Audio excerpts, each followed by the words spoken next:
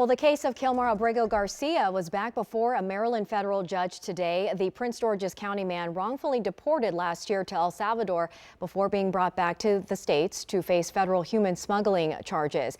And now the Trump administration is trying to deport Abrego Garcia to Liberia. But as our Rafael Sanchez Cruz explains, this case has reached a stalemate.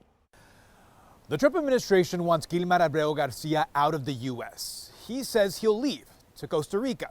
The Costa Rican government has said they'll take him in as a refugee, but the Trump administration says he has to go to Liberia.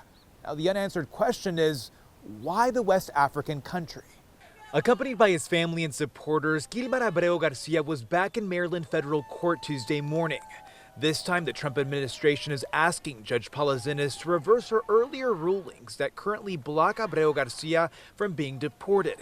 Attorneys for the Trump administration say if he is taken into federal custody, Abrego Garcia could be sent to Liberia within 5 days. This whole deportation to Liberia process has been punitive. Abrego Garcia's attorneys argue that sending the Maryland father to Africa is vindictive. They say back in August of last year, Abrego Garcia had already agreed to voluntarily leave for Costa Rica.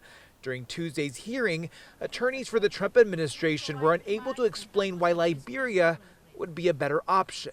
Instead, they're just putting forward the argument that it doesn't matter whether or not there are reasons, it doesn't matter what the reasons are, because you, judge, don't have anything to say about it, because we get to pick. The Trump administration's attorneys did tell the judge that Abrego Garcia would not be detained in Liberia. They said once out of the country, the U.S. would have no interest in him. However, Abrego Garcia is still facing a human smuggling case out of Tennessee. Judge Zinnes asked if this criminal case would be dropped if he was sent to Liberia or Costa Rica.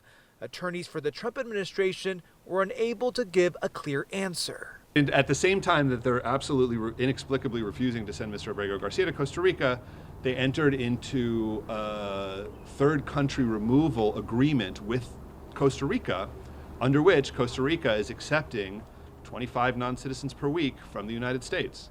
And I know of at least 2 plane loads that have gone out under that agreement. Right now, Abrego Garcia can't be taken into custody or deported. For now, this legal battle continues with no end in sight. In Greenbelt, Rafael Sanchez Cruz, WUSA 9.